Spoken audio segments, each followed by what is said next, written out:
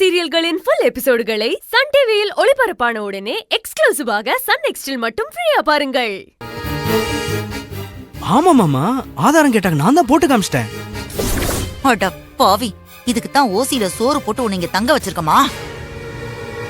இப்படி எல்லாமே பண்ணிட்டு விஷயம் வெளியில தெரிஞ்சவன ஏன் ஒதுங்குறீங்க? ஐயா ஐயா, நாங்க பொழுது போகலன்னு சும்மா விளையாட்டுக்கு தான் பேசிக்கிட்டு இருந்தோங்க. அது தெரியாம இந்த திருட்டு போய் வீடியோ எடுத்து வச்சுட்டா. ஐயா ஐயா, நாங்க உங்களை கெஞ்சி கேட்டுக்கிறோம் ஐயா. அட என்னமா இது, சாதாரண விஷயத்துக்கு போய் கெஞ்சிரீங்களே. பாத்தீங்களா பாத்தீங்களா, உங்களுக்கே இது சாதாரண விஷயமா தான் தெரியுது. ஆனா இவன் தாங்க. அத்த கொஞ்சம் பொறுமையா இருங்க, அவங்க சொல்ல வரது முதல்ல முழுசா கேளுங்க. சார், அவங்க வேற ஏதோ நினைச்சு பேசிட்டு இருக்காங்க. நீங்க வந்த விஷயத்த முழுசா சொல்லுங்க சார். அது அந்த கருப்பு சேலை ஃபங்க்ஷனுக்கு. ஐயோ, அத ஏன் சார் கேக்குறீங்க? எங்களுக்கும் அதுக்கும் எந்த சம்பந்தமும் இல்ல சார். நாங்க ரெண்டு பேரும் சும்மா தலைய காட்ட வந்தோம், அவ்வளவுதான். அத்தை, ஏன் அவசரப்படுறீங்க? அவரை முதல்ல முழுசா பேச விடுங்க சார். எவ்வளவு நேரம் தான் நீங்களும் இழுத்துட்டே இருப்பீங்க? முழுசா சொல்லுங்க சார். இங்க பாருங்க, இன்ஸ்பெக்டர் ஐயா பொண்ணுக்கு வர வெள்ளிக்கிழமை கருப்பு சேலை ஃபங்க்ஷன் நடக்க போகுது. அதுக்கு நீங்க தான் கேட்டரிங் பண்ணணும்னு ஐயா ரொம்ப விருப்பப்படுறாரு. உங்க சமையல் வீடியோ தான் ஊர் முழுக்க வைரல் ஆகிட்டு இருக்கு. நாங்களும் அதை பார்த்தோம். வர வெள்ளிக்கிழமை உங்க டேட் ஃப்ரீயா இருக்கான்னு, அப்படி இருந்தா ஃபங்க்ஷன்ல என்னென்ன பண்ணலான்னு அதை டிஸ்கஷன் பண்றதுக்காக தான் ஸ்டேஷனுக்கு கூட்டிட்டு வர சொன்னாரு.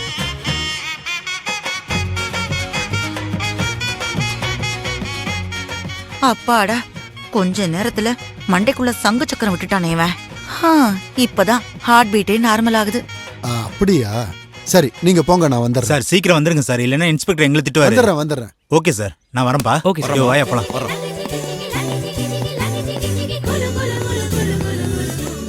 ஏண்டா அறிவு கட்ட பையல, காலங்காத்தால இப்படியாடா பீதியை கிளப்புவ? கொஞ்ச நேரத்துல நாடி நரம்பெல்லாம் ஆடி போயிடுச்சு. டேய் பொடலங்கா, உன் கண்டிஷனுக்குலாம் கட்டுப்பட்டு தானே நாங்க ஓகே சொன்னோம். அப்புறம் எதுக்குடா போலீஸ கூட்டிட்டு வந்து சீனை போடுற? எக்கு தப்பா ஏதாவது பேசி வாயை விட்டுருந்தா என்ன ஆயிருக்கும்? அதுக்கு தானே உங்களை அப்பப்ப அடக்குன. வெங்காயம், ஏண்டா நீ சொன்ன மாதிரி காலையிலே காஃபி எல்லாம் போட்டு ஒரு ரூமுக்கு எடுத்துட்டு வந்த, உன்னை ஆளையே காணோம். நிஜமாவா காஃபி போட்டு எடுத்துட்டு வந்தீங்க? இதெல்லாம் நம்புற மாதிரி இல்லையே. நம்பிக்கை இல்லைனா போய் ஆர்த்தி கிட்ட கேளுடா.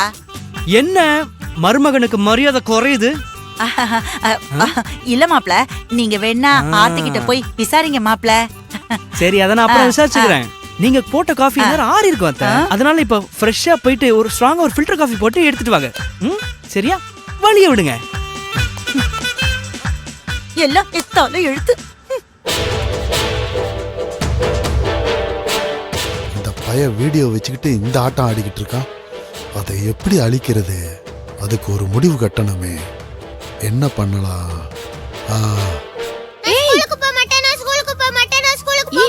இன்னைக்கு நாளைக்கு நீ தினம் சாக்கு சொல்லிட்டே இருக்க. அப்பா வந்து கூட்டிட்டு போற வரைக்கும் நான் ஸ்கூலுக்கு போவே மாட்டேன்.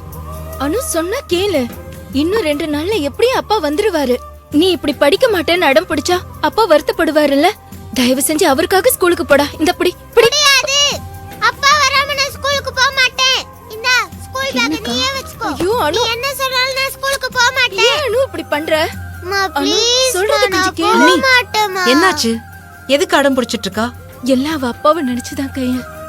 அவர் வந்தாதான் இவ ஸ்கூலுக்கு போவாளாம். பேக் கூட வாங்க மாட்டேன்னு அடம் பிடிச்சிட்டு இருக்கா. அனுக்குட்டி, என்ன இது? ஸ்கூலுக்கு நேரமா கூட்டிட்டு போங்கன்னு அடம் பிடிக்கிற நீயே இப்படி பண்ணலாமா? அத்தை, நான் எதை பார்த்தாலும் எனக்கு அப்பா ஞாபகமாவே இருக்கு. மிஸ் ஸ்கூல்ல சொல்லி கொடுக்கற எதையுமே என்னால கவனிக்கவே முடியல. எனக்கு அப்பாவை பார்க்கணும். அனுக்குட்டி, அப்பாவை சீக்கிரமா உன்கிட்ட கொண்டு வந்து சேர்க்க வேண்டியது என்னோட பொறுப்பு, சரியா? அவர் வர வரைக்கும் நானே உனக்கு கதை சொல்லி ஸ்கூல்ல கொண்டு போய் டிராப் பண்றேன். இப்படி பிடிவாதம் பிடிக்க கூடாது, என்ன? அப்ப அப்பாவை சீக்கிரம் கூட்டிட்டு வந்துருவேன்னு எனக்கு ப்ராமிஸ் பண்ணுங்க. ப்ராமிஸ். இன்னும் 5 நாளைக்குள்ள அப்பா உன்கிட்ட வந்துருவாரு, சரியா? Jolly jolly jolly. அம்மா, அப்பா இன்னும் 5 நாள்ல வந்துருவாரே. Jolly jolly. அத்தை அத்தை அத்தை, அப்பா வர வரைக்கும் நீங்க தான் கதை சொல்லி சாக்லேட் வாங்கி கொடுத்து ஸ்கூலுக்கு அனுப்பணும், சரியா? சரி, இப்ப கிளம்பலாமா? ஏனு, நான் சொன்னா கேட்க மாட்டேன், ஆனா உன் அத்தை சொன்னா நீ கேப்பல்ல. உனக்காகவும் தான் நான் ஸ்கூலுக்கு போறேன். சரி வா போலாமா? வா, நல்லா படிக்கணும், சரியா?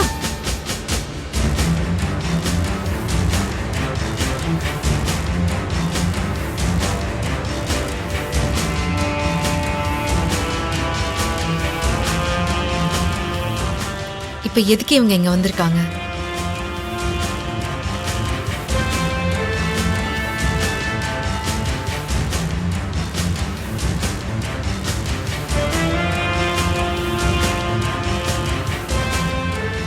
என்ன கையல், உள்ள வந்தவங்கள வாங்கன்னு கூப்பிடாம எதுக்கு வந்தோங்கிற மாதிரி பாக்குற? உள்ளன்போட வரவங்கள வாங்கன்னு கூப்பிட்டு உபசரிக்கலாம்.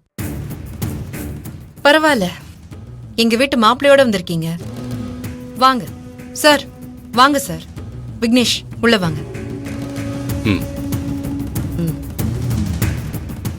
அனுக்குட்டி, நான் போய் பேசிட்டு வந்துடுறேன். கொடுங்க, பிடிங்க. சார் சார், கொடுங்க, நீங்க உட்காருங்க. வாங்க மாமா, வாங்க. தேவி, நீ உட்காரு. நீங்க உட்காருங்க.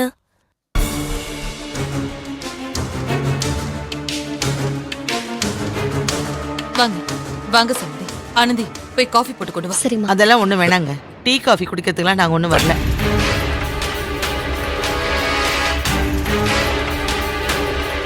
வள்ளி, என்ன அவங்க தப்பா கேட்டுட்டாங்கன்னு மூஞ்சில் அடிச்ச மாதிரி பேசுற? இன்னும் என்னங்க, என் அண்ணன் பண்ண பாவத்துக்கு மொத்த குடும்பமும் என்ன விரோதியா பாக்குறாங்கன்னா,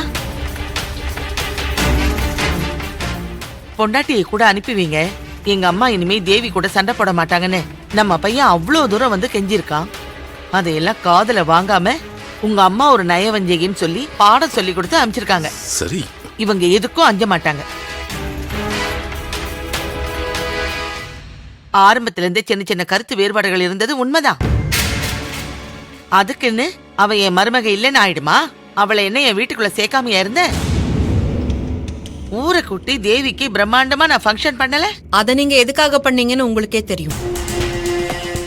ஏமா, தேளோட தங்கச்சி, உண்மை என்னன்னு தெரிஞ்சுக்கிட்டு கொட்டு. மூக்குக்கு மேல கோவம் வர முன்கோவக்காரியா இருந்தாலும் நான் அக்கிரமத்துக்கு தொண போகாத ஸ்ட்ரெயிட் ஃபார்வேர்டுங்கிறது உங்க எல்லாருக்குமே நல்லா தெரியும். நீ பில்டப் பண்ற மாதிரி நிறமாச கர்ப்பிணியை கொல்ற அளவுக்கு நான் ஒண்ணு கல்லஞ்சக்காரியெல்லாம் கிடையாது. அவளை நான் ரூம்குள்ள வச்சு போட்டுனது கவனக்குறைவால நடந்த ஒண்ணு.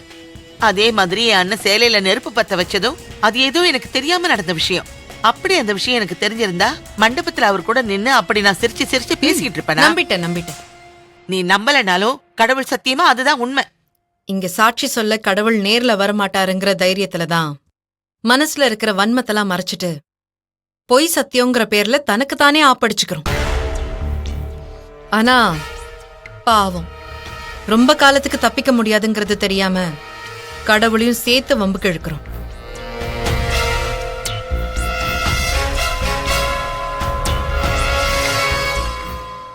என் தங்கச்சி புடவை தீப்பிடிக்க காரணமா இருந்த உங்க 6 உயிர் அண்ணன் இன்னும் ஸ்டேஷன்ல தானே கம்பி எண்ணிட்டு இருக்காரு.